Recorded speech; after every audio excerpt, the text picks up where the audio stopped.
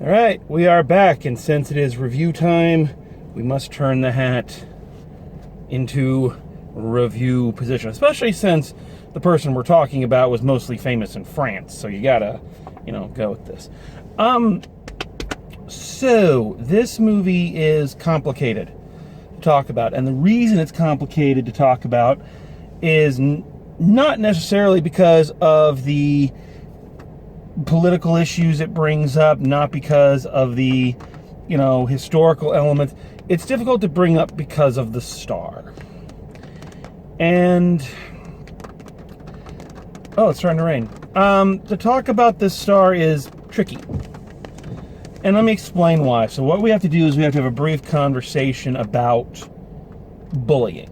And let's just use the catch-all term bullying. I'm sure there's other words we can use to describe it, but I think bullying is probably the most accurate.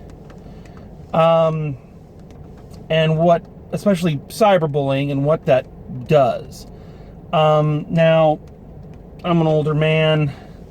I'm no stranger to bullying. I was a figure skater and a Star Trek fan in high school, so you do the math.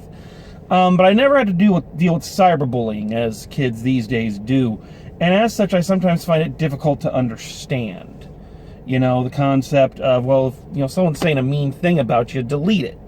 What are you worried about? I'm oversimplifying, clearly. But I've had minor run-ins with it here. I've had people leave some pretty... I had one guy... I never talked about it. I had one guy leave a pretty... I won't say hurtful, but just a very... I don't know. He left a comment on the Jojo Rabbit review, something along the lines of, I need to move out of my parents' basement and stop playing with toys and all that. And, it was insulting and it hurt a bit. And I went, all right, delete it and, block that guy and move on. But I won't say it didn't, sting a mite. And I won't say, obviously, that it hasn't left my thoughts. I understand cyberbullying a little bit more now than I did.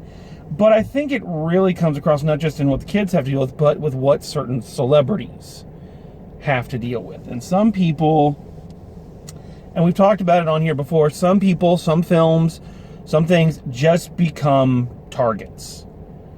And it doesn't matter what anybody says, doesn't matter what anybody does, that film or that person is a target, and they're going to remain a target just because that's the way the whole wild west of the web works. I'm not saying it's a good thing. I'm just saying, sadly, it is. And one such victim of this is Kristen Stewart. She has been a target, and she continues to be a target. People just cannot get over the fact that 10 plus years ago, she starred in a series of movies that, and I'm going to say this from my point of view, that were pretty bad, questionable, and she wasn't that good in them. Never mind the fact that, much like the prequel trilogy, nobody was good in those movies, but her and Robert Pattinson have, since then, just been on the receiving end of a non-stop pounding. No matter what they do, you can't, people just won't let up. It's what I've noticed. So, going on this long detour is bringing me to the point that what makes this movie a little difficult to review is that because it is a star vehicle for her, clearly. She is the star. She's on the poster. She's the only one on the poster. Her name's above the title. This is clearly a film designed to try to push her out of the twilight and into, I don't want to say more mainstream, but, make a statement that her career is evolving. And make no mistake, and I must give her all the credit in the world, the pictures that she's been doing within the last couple of months, just the last couple of months of movies I've seen, I know some of those were made years ago. This one, Underwater, Charlie's Angels, she's really trying to branch out. But you have a movie that is designed, in my opinion, to push one person to the forefront And it's a person that everybody and their brother seems to love making a scratch and post out of, and that person is not very good in it. Or at least I'm going to say 50% not good. So now, how do you critique a film like this and be honest, but at the same time not feel like you're just another asshole who's decided to make her a punching bag because you didn't like a movie she was in 10 years ago? I spent a lot of the runtime sitting there like this going, how am I going to talk about this? So the only way to do it is to treat her with the same respect I treat everyone, which is not a lot, and, go at it. So let's just do that. So if you haven't heard of this movie, which I wouldn't be surprised, or you haven't heard of the story, in short, this is a biopic of actor Jean they say her name 4 billion times in this movie, and when I go to pronounce it, I trip over it. This actress, Kristen Stewart, an actress in the 60s who was very big in France, did a couple of big films over here, did Paint Your Wagon, did Airport, but never really blew up over here. And part of the reason was because, as this movie details, she got involved with the civil rights movement with the Black Panthers and several radical leaders that the FBI was keeping tabs on, and basically kind of fell victim to that whole scene. The original plan, as this movie details it, she gets involved with a leader by the who is played by Anthony Mackie, and she gets involved with him, like physically involved, like they're in a relationship, even though both of them are married. And the original plan of the FBI was to discredit him in the eyes of other civil rights leaders. So they wanted to kind of get evidence on him to then go, oh, look, he's sleeping with a white woman, so that he would kind of be disavowed by the rest of the black movement and then destabilize the whole thing. So that was the plan. But after that happened, for some reason, and they don't really make it clear as to why, the FBI suddenly says, well, we're not done fucking with her. We're just going to keep fucking with her. And I think it was because she was still giving, even after their relationship ended, she was still giving money to civil rights groups and whatnot. And so they slowly basically drive her crazy, with all of this. So that's the story in a nutshell. So let's talk about what's good in this movie. Visually, it's nice to look at. They really go into the whole 60s style. They, the fashion and all that. The color scheme is interesting. It's a very bright film for such dark subject matter, which I find an interesting choice all the way around. I'm watching this guy come in the other lane, and it's like he's going to hit somebody. I'm just hoping it's not me. Anyway, very bright film for the very dark subject matter, but it's an interesting look. The film has a variety of really strong actors in it, and again, I have a feeling there to kind of prop Kristen Stewart up a bit. Anthony Mackie is just a very natural talent and very charismatic, and it's he's kind of going in that same route that a lot of the Marvel actors are doing now. Whenever they do a film outside of the Marvel universe, they're really trying to go against type and go against the grain. So going from Falcon to a 60s civil rights leader, that's a big jump. And he played I think he actually played Martin Luther King in a HBO movie, I think. It was him or Chadwick Boseman. I think it was him. So he's really good. Cole Meany! My man Cole Meany! Chief O'Brien is in this. playing like one of the FBI bosses. He's just a scumbag, and he's awesome because he's fucking Cole Meany. I love Cole Meany. It's so good when I see him in things. I just love it. Like, no matter what it is, I'm like, Chief O'Brien, yay! But he's good. I don't know who it is, but I don't know the actor's name, but the main FBI agent we kind of follow two stories. We follow Gene's story and the FBI agent's story, you know, in that we see his home life and all that. As he's kind of as at first it's coming out of him just doing his job and he's doing what he's told, and slowly through the film he starts to question, you know, what he's done and, you know, all of that.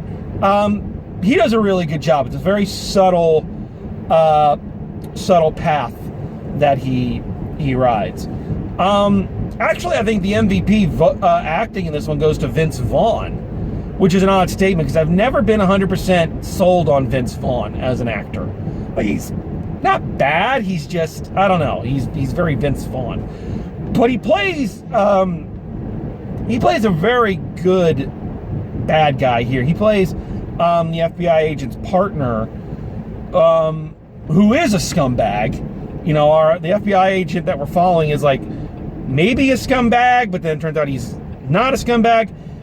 But Vince Vaughn's character is a scumbag, and at first you think he's just, you know, just your regular racist bastard.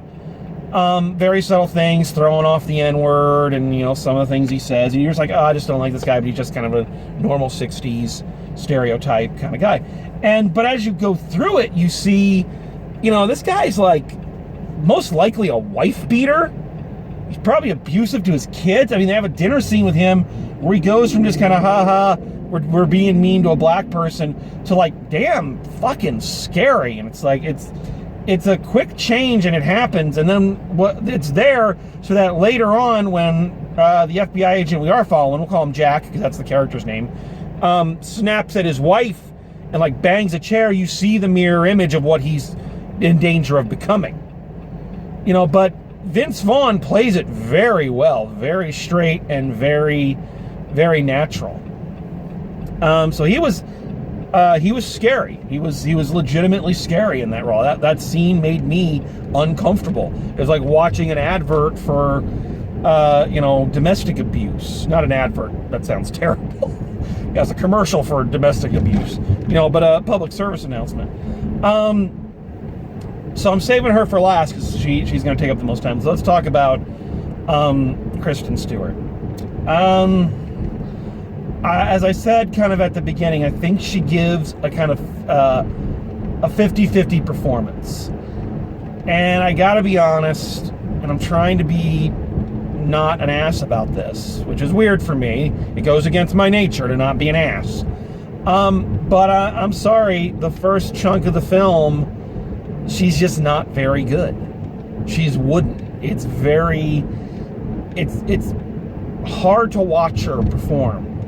And if I had to guess a reason directorially from seeing a lot of young actors and, you know, working with actors a lot, I would say that if I had to make a diagnosis on this, I think she's trying way too hard. She really is trying in those early, you know, like 25% of the movie or so, where she has to be natural, where, you know, before she starts kind of going down the dark path. It just isn't working for her. It's just not. The lines feel like lines. You are very aware that you're listening to somebody delivering lines, you know, and especially when you throw in slang, you know, 70s slang, it just all sounds very flat. And that's a problem when you're in there with an actor like Anthony Mackie, who is very charismatic and is very natural, and the lines he says sound spontaneous. And you can tell, I'm a wrestling fan, and when you have a weaker wrestler, someone who's green, as they say, someone who's new, and you put them in there with an experienced wrestler, a good experienced wrestler can bring their performance up or down depending on where they need to make that green performer look good. And watching it, you can tell Anthony Mackie is trying to match her and to not overshadow her. And it works fairly well, but it doesn't work enough. And it just feels to me like she was trying way too hard. You know? And what's weird is that as I'm watching, I'm thinking back to the other movies I've seen her in recently. And it's like, Charlie's Angels, it didn't feel like she was working that hard. She still seemed a little stiff, but not to this extent. And I think it's because this is, even though it's a whole year off, this is an Oscar bait movie, even though it won't win anything. This is I'm a legitimate actor movie. And I think she felt that pressure. I really do. Just from watching her. It just looked like you could see that in her eyes.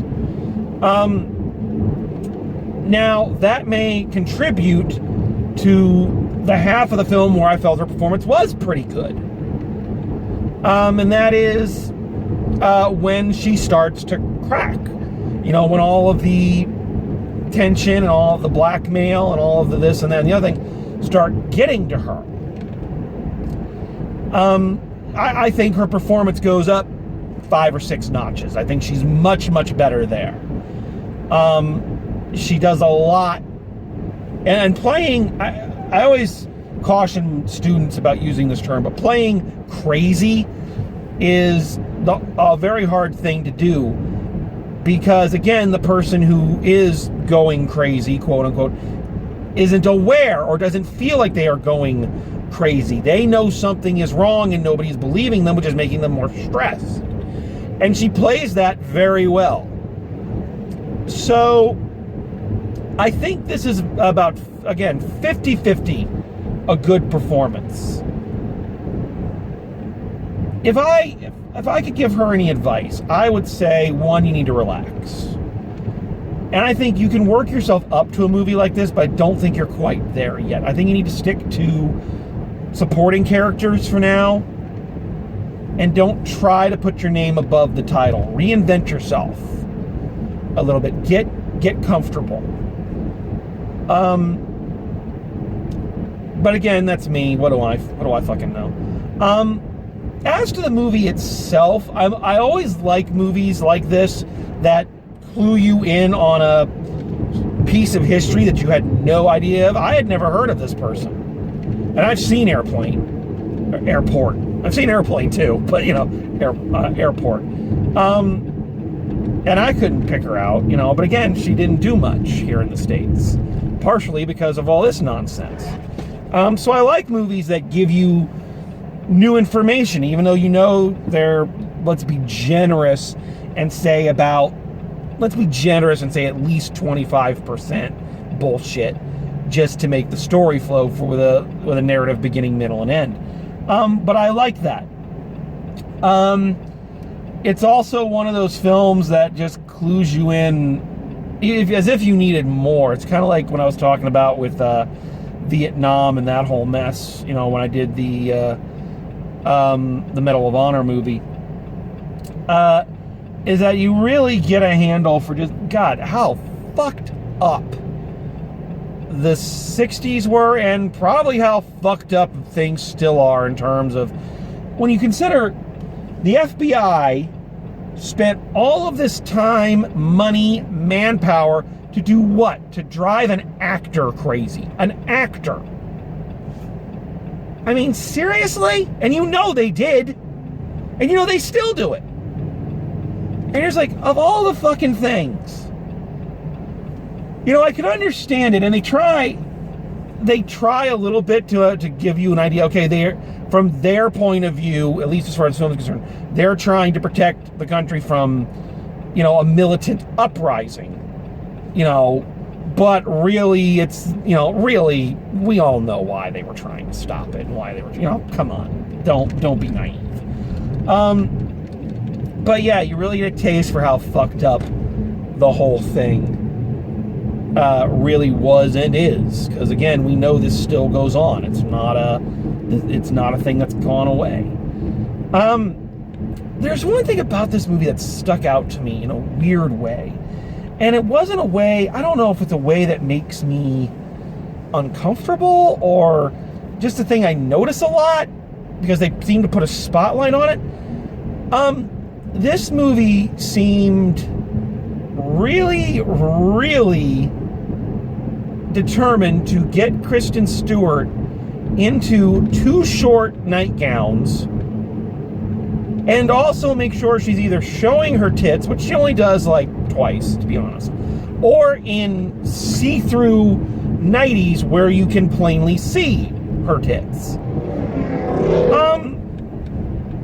And as I'm watching that, because it seemed to happen like a lot, in scenes where it really wasn't necessary, at least in my opinion, they kept having her in these way too short nightgowns, which I know is the style at the time, and she's a young lady, she's an attractive young woman, you know, why shouldn't she show off? I'm not saying that, I'm just saying that I flash back to Underwater, where when she wasn't wearing a, you know, hand-me-down Gears of War outfit, she was also in her underwear a lot.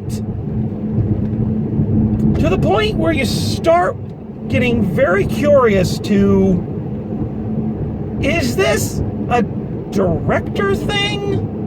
I know it's 2 different directors who did these, but, or is this again an actor going, I want to break away from the Bella Swan thing and, you know, here's my tits. You know, I know this sounds weird and backwards from a guy like me, because I never know where, you know, the conversation about the male gaze and the conversation about a woman's power over her body and sexuality begin. You know, is this there for the male gaze, or is this there to have her be in control of her sexuality? I don't know, but it just seemed like it happened a lot. And in scenes where it doesn't feel like it was incredibly necessary to me. You know, so it's one of those things like, is this an actor, you know, again, trying to make a very bold statement about the kind of films she does now, or the kind of actor she wants to be seen as now, or is there something else? You know, I don't know. It's a thing that when you notice it that many times in that many movies, you know, it's weird I don't bring up the Charlie's Angels thing in that, because in that, you know, the whole thing was supposed to be taking advantage of the male gaze.